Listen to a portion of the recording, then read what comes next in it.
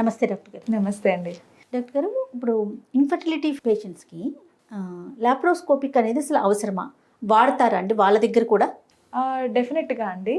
ఇప్పుడు infertility patients అంటే infertility ఎప్పుడు వస్తుంది అంటే ఒక పెళ్ళైన తర్వాత 1 సంవత్సరం వరకు భార్యాభర్త ఎటువంటి బ్యారియరు లేకుండా, ఎటువంటి కాంట్రసెప్షన్ యూజ్ చేయకుండా ప్రెగ్నెన్సీ కోసం ట్రై చేసినప్పుడు ప్రెగ్నెన్సీ రాకపోతే అప్పుడు దాన్ని ఇన్ఫర్టిలిటీ అంటాం. అవును. ఓకేనా? ప్రెగ్నెంట్ అవ్వడానికి మనకు కావాల్సినవి ఏంటి? ప్రాపర్గా ఫంక్షన్ అయ్యే యూట్రస్, ట్యూబ్స్, అండాశయాలు. సో మూడిట్లో ఎక్కడ ప్రాబ్లం ఉన్నా కూడాను అది మనకి లాస్ట్కి వచ్చే మేనిఫెస్టేషన్ అంటే ఇన్ఫర్టిలిటీ. సో ఇప్పుడు ఇన్ఫర్టిలిటీ కోసం ఒక కపుల్ మనల్ని అప్రోచ్ అయినప్పుడు డెఫినెట్గా వాళ్ళకి కావాల్సిన ఫస్ట్ నుంచి వాళ్ళ హిస్టరీ తీసుకోవడము. మీ అమ్మాయికి అయితే పీరియడ్స్ ఎలా వస్తాయండి, లేకపోతే ఇంతకుముందు ఏమైనా సర్జరీలు అయ్యాయా, లైఫ్ స్టైల్ ఎలా ఉంటుంది, హార్మోన్ టెస్ట్లు, ఇవన్నీ చేస్తాం.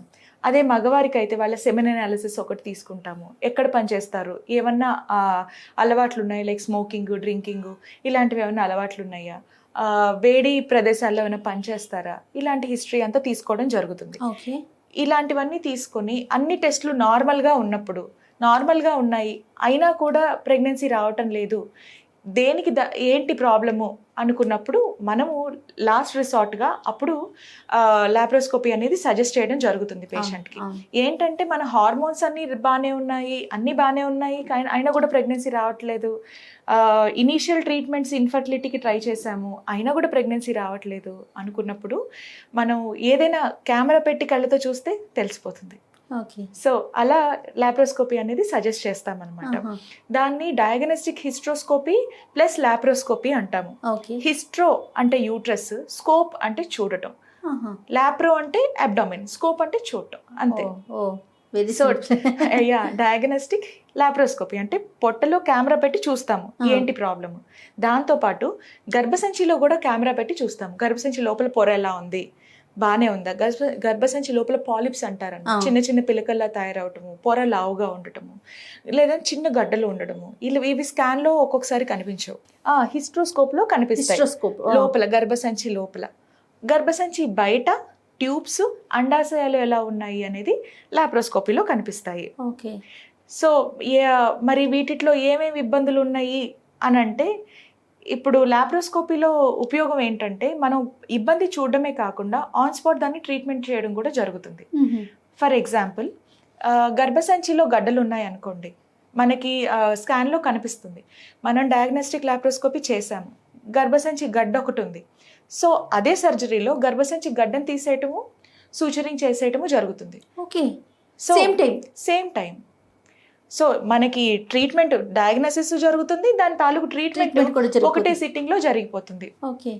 అదే దాంట్లో కింద నుంచి డై ఒకటి పాస్ చేసి ట్యూబ్స్ 2 పేటెంట్ ఉన్నాయా లేదా, ట్యూబ్స్ బాగానే ఉన్నాయా లేదా అంటే కింద నుంచి మనం హిస్ట్రోస్కోపీ పెడతాం, అంటే కింద నుంచి ఒక ట్యూబ్ పైనుంచి ఒకటి పెడతాం అనమాట.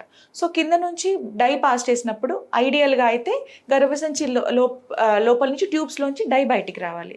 సో డై బయటకు వస్తే ట్యూబ్స్ పేటెంట్ ఉన్నాయి అని అర్థం.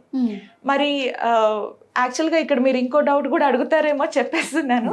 హిస్ట్రోసాల్పింగోగ్రఫీ అంటారనమాట. అంటే ఏంటంటే కింద నుంచి డై పాస్ చేసి లైన్గా ఎక్స్రే తీస్తారు. సో దాంట్లో ట్యూబ్స్ పేటెంట్ ఉన్నాయా లేదా కనిపిస్తాయి. సో పేషెంట్స్ ఏం అడుగుతారు, మేడం హిస్ట్రోసాల్పింగోగ్రఫీ చేయించుకోవచ్చు కదా, దీనికి సర్జరీ ఎందుకు మేడం అని. కానీ హిస్ట్రోసాల్పింగోగ్రఫీ చేస్తే అది ఒకటి పెయిన్ఫుల్ ప్రాసెస్. హిస్ట్రోసాల్పింగోగ్రఫీ అనేది పెయిన్ఫుల్ ప్రాసెస్. ఇది పెయిన్లెస్, ఎందుకంటే అనస్థీషియా ఇస్తాం కదా, తర్వాత కూడా పేషెంట్కి పోస్ట్ ఆప్ పెద్దగా పెయినే ఉండదు. ఇది హార్డ్లీ ఒక ½ అన్ అవర్ సర్జరీ అంతే. ఓకే. అది మేము అనస్థీషియా ఇవ్వకుండా చేస్తాము. అంతేకాక ట్యూబ్ ఓపెన్ ఉందా లేదా అన్న మట్టుకే తెలుస్తుంది, ట్యూబ్ బయట హెల్త్ ఎలా ఉంది అనేది తెలియదు. కొంతమందిలో ఎండోమెట్రియోసిస్ ఎర్లీ స్టేజెస్లో ఉంటే కూడా ప్రెగ్నెన్సీ రాదు.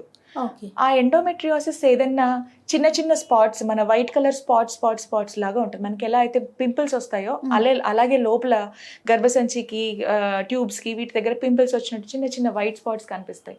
సో అదే సిట్టింగ్లో ఆ వైట్ స్పాట్స్ని క్లియర్ చేసేయటము, ఇలాంటివన్నీ చేయొచ్చు. ట్యూబ్స్ ఒకవేళ బ్లాక్ ఉన్నాయి అనుకోండి, ఎక్కువగా వినేది ట్యూబల్ బ్లాక్ కూడా అదే సిట్టింగ్ లో మనం క్యాన్యులా పుష్ చేసేసి ట్యూబల్ బ్లాక్స్ ఓపెన్ చేయడం జరుగుతుంది. ఇదంతా కూడా పెయిన్లెస్ ఏనా డాక్టర్ గారు? అనస్థీషియా ఇస్తాం కదా, సో పెయిన్ ఓకే ఓకే, అది సర్జరీ లాంటిదే. సో జనరల్ అనస్థీషియా ఇస్తాం, ఏం లేదు, పేషెంట్ కి లోపలికి వెళ్ళడం మాత్రమే గుర్తుంటుంది, తర్వాత పేషెంట్ పడుకుంటుంది అంతే అంతే. కళ్ళు తెరిచి చూసేసరికి పోస్ట్ ఆప్ రూమ్ లో ఉంటుంది with her relatives. Okay, so easy process, మొత్తం ఈజీ ప్రాసెస్. ఏంటంటే పేషెంట్స్కి కన్వెన్షనల్గా లోపలికి వెళ్ళిన తర్వాత ఆపరేషన్ థియేటర్ అనగానే కళ్ళు మూసేసి అదేంటి వేడి నీళ్ళల్లోంచి ఇన్స్ట్రుమెంట్స్ అన్ని పెద్ద పెద్ద ఇన్స్ట్రుమెంట్స్ ఇలా తీసేసి, సో అలాగా వాళ్ళకి ఒక ప్రీఆక్యుపైడ్ ఇది ఉంది, అమ్మో సర్జరీ అని. ఎంత టైం తీసుకుంటుందండి? Depends on the pathology. Okay, అంటే ఇప్పుడు గర్భసంచిలో గడ్డ ఉంది, గడ్డను తీసేయాలి, సూచర్ చేయాలి. సో ఏమీ లేదంటే కనుక అరగంట పని. లేదు ఏదైనా ఇబ్బంది ఉంది, ట్యూబల్ బ్లాక్ ఉంది, ఓపెన్ చేస్తాము. అండాశయాల్లో గడ్డలు ఉండే ఎండోమెట్రియాటిక్ సిస్ట్ అంటాం, చాక్లెట్ సిస్ట్లు అంటాం, మీరు వినే ఉంటారు. చాక్లెట్ సిస్ట్లు, సింపుల్ సిస్ట్లు ఇలాంటివి ఏమైనా ఉంటాయి. సో అలాంటి చిన్న చిన్న సిస్ట్లు అనేవి కూడా సేమ్ సిట్టింగ్ లో తీసేయచ్చు. ఒక్కొక్కసారి ఇంతకు ముందు జరిగిన సర్జరీల వల్లనో లేదంటే ఇంతకు ముందు జరిగిన సిజేరియన్ల వల్లనో అండాశయాలు గర్భసంచికి వెనకాల ఇలా అతుక్కొని ఉంటాయి. ఇది గర్భసంచి అంటే ఇలా వెనకాల అతుక్కొని ఉంటాయి అండాశయాలు. సో అలా అతుక్కొని ఉండడం వల్ల అండం రిలీజ్ అయినా కూడా బయటికి రాలేదు. సో అలాంటి ప్రాబ్లం ఏమన్నా ఉన్నప్పుడు ఎడిషన్స్ అంటే అతుకులు రిలీజ్ చేసేసి వదిలేసిన తర్వాత ట్రీట్మెంట్ ఏం లేకుండానే డైరెక్ట్ గా వాళ్ళు స్పాంటేనియస్ గా కన్సీవ్ అయ్యి వస్తారు పేషెంట్లు. సో ఇవన్నీ లాప్రోస్కోపీలో మేము చేయటానికి వీలవుతుంది. సో అందుకని అన్ఎక్స్ప్లెయిన్డ్ ఇన్ఫర్టిలిటీ అంటాం. అంటే కాజ్ తెలీదు. అప్పుడు ఏం చేస్తామంటే డెఫినెట్ గా డయాగ్నోస్టిక్ హిస్ట్రోస్కోపీ ప్లస్ లాప్రోస్కోపీ చేసుకొని రీజన్ ఏదో తెలియడానికి అవకాశం ఉంది, రీజన్ తెలుస్తుంది, దాని తాలూకు ట్రీట్మెంట్ కూడా అయిపోతుంది. ఈ మధ్య మనం ఎక్కువగా చూస్తున్నాం అన్ఎక్స్ప్లెయిన్డ్ ఇన్ఫర్టిలిటీ. సో దానికి ఇది లాప్రోస్కోపీ హిస్ట్రోస్కోపీ చేస్తే అది చాలా మటుకు మనకి ఆన్సర్స్ ఇచ్చేస్తుంది. సో లోపల ఏమైనా గర్భసంచి లోపల చూస్తాము, బయట నుంచి కూడా చూస్తాము. సో ఏమీ మిస్ అయ్యే ఛాన్స్ ఉండదు. దాని తర్వాత ఇది కూడా బాగానే ఉంటాయి కనుక అయినా కూడా ప్రెగ్నెన్సీ రావట్లేదంటే డెఫినెట్లీ తర్వాత IVF కి సజెస్ట్ చేస్తాము. సో ట్రీట్మెంట్ ప్లానింగ్కి డెఫినెట్గా లాప్రోస్కోపీ ప్లస్ హిస్ట్రోస్కోపీ ఇన్ఫర్టిలిటీ పేషెంట్స్లో కూడా చేయాలి. Thank you so much doctor గారు. నమస్తే. Thank you.